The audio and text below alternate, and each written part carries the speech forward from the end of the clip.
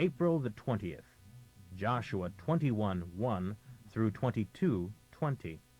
Then the leaders of the tribe of Levi came to Shiloh to consult with Eleazar the priest and with Joshua and the leaders of the various tribes. The Lord instructed Moses to give cities to us Levites for our homes and pasture land for our cattle, They said. So they were given some of the recently conquered cities with their pasture lands. 13 of these cities had been assigned originally to the tribes of Judah, Simeon, and Benjamin. These were given to some of the priests of the Kohath division of the tribe of Levi, descendants of Aaron. The other families of the Kohath division were given 10 cities from the territories of Ephraim, Dan, and the half-tribe of Manasseh.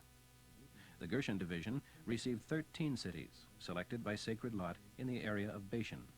These cities were given by the tribes of Issachar, Asher, Naphtali, and the half-tribe of Manasseh. The Merari division received 12 cities from the tribes of Reuben, Gad, and Zebulun. So the Lord's command to Moses was obeyed, and the cities and pasture lands were assigned by the toss of the sacred dice. First to receive their assignment were the priests, the descendants of Aaron, who was a member of the Kohath division of the Levites. The tribes of Judah and Simeon gave them the 9 cities listed below with their surrounding pasture lands. Hebron, in the Judean hills, as a city of refuge. It was also called Kiriath Arba. Arba was the father of Anak, although the fields beyond the city and the surrounding villages were given to Caleb, the son of Jephunneh. Libnah, Jatir, Eshtemoa, Holon, Deber, Ain, Juttah, and Beth-Shemesh.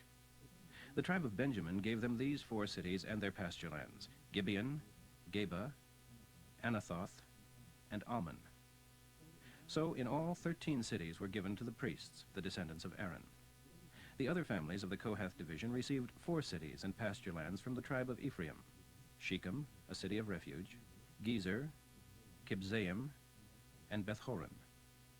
The following 4 cities and pasture lands were given by the tribe of Dan: Eltekeh, Gibbethon, Aijalon, and Gath-rimmon. The half-tribe of Manasseh gave the cities of Taanach and Gath-rimmon with their surrounding pasture lands. So the total number of cities and pasture lands given to the remainder of the Kohath division was 10. The descendants of Gershon, another division of the Levites, received 2 cities and pasture lands from the half-tribe of Manasseh: Golan in Bashan, a city of refuge, and Beesterah. The tribe of Issachar gave 4 cities: Kishion, Dabereth, Jarmuth, and Engannim. The tribe of Asher gave 4 cities and pasture lands: Mishal, Abdon, Helkath, and Rehob. The tribe of Naphtali gave Kedesh in Galilee, a city of refuge, Hamath-dor, and Kartan. So 13 cities with their pasture lands were assigned to the division of Gershon. The remainder of the Levites, the Merari division, were given 4 cities by the tribe of Zebulun: Jokneam, Karta, Dimnah, and Nahalal. Reuben gave them Bezer, Jahaz, Kedemoth, and Mephaath. Gad gave them 4 cities with pasture lands: Ramoth, a city of refuge, Mahanaim, Heshbon, and Jazer. So the Merari division of the Levites was given 12 cities in all. The total number of cities and pasture lands given to the Levites came to 48. So in this way the Lord gave to Israel all the land he had promised to their ancestors, and they went in and conquered it, and lived there. And the Lord gave them peace, just as he had promised, and no one could stand against them. The Lord helped them destroy all their enemies. Every good thing the Lord had promised them came true.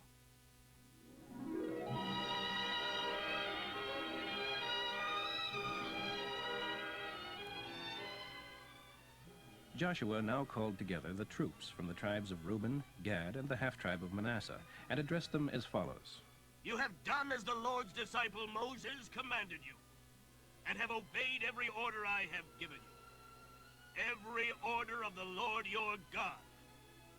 You have not deserted your brother tribes, even though the campaign has lasted for such a long time.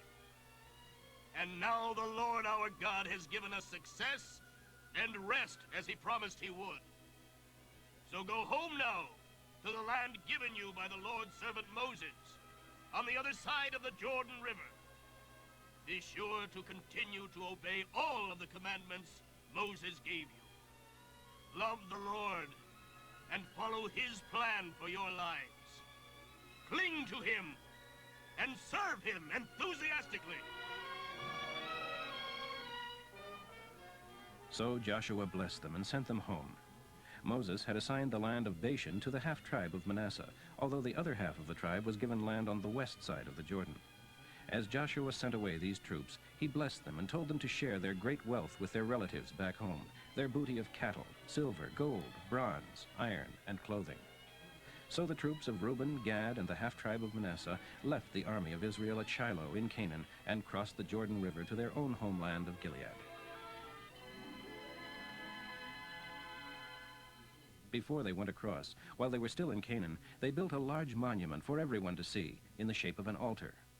But when the rest of Israel heard about what they had done, they mustered an army at Shiloh and prepared to go to war against their brother tribes. First, however, they sent a delegation led by Phinehas, the son of Eleazar the priest. They crossed the river and talked to the tribes of Reuben, Gad, and Manasseh.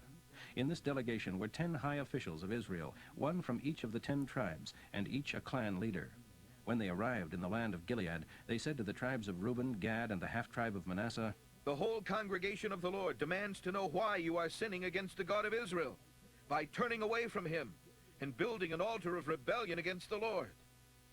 Was our guilt at Peor, from which we have not even yet been cleansed, despite the plague that tormented us, so little that you must rebel again? For you know that if you rebel today, the Lord will be angry with all of us tomorrow. If you need the altar because your land is defiled, then join us on our side of the river, where the Lord lives among us in his tabernacle, and we will share our land with you.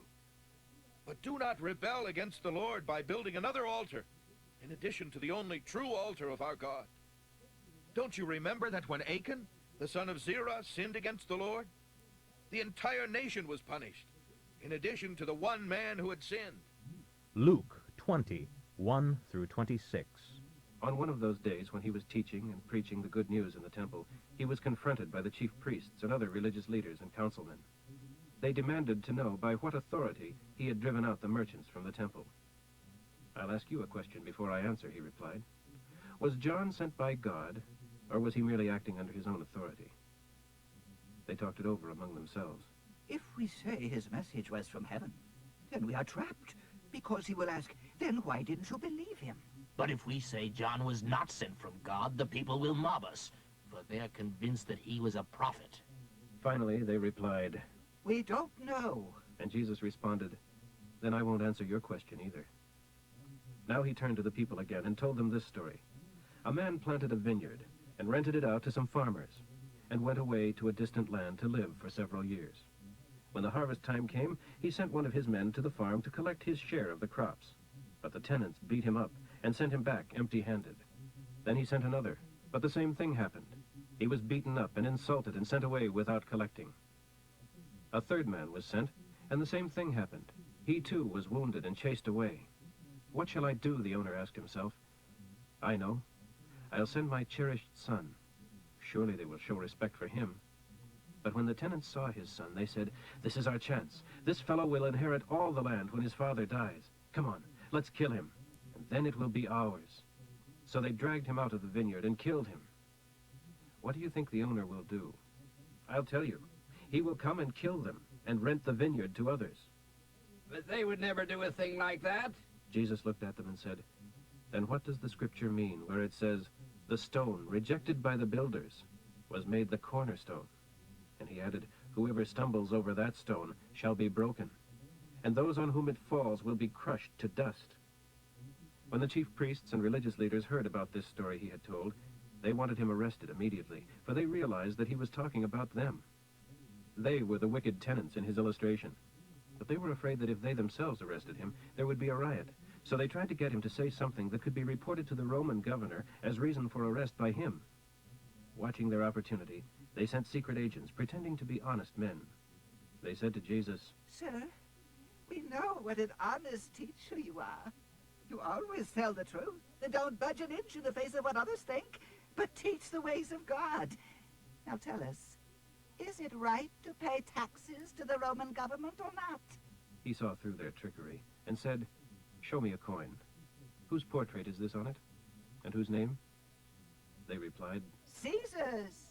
The Roman emperors. He said, "Then give the emperor all that is his, and give to God all that is his." Thus their attempt to outwit him before the people failed, and marveling at his answer, they were silent. Psalm 89, 1 through 13. Forever and ever I will sing about the tender kindness of the Lord. Young and old shall hear about your blessings.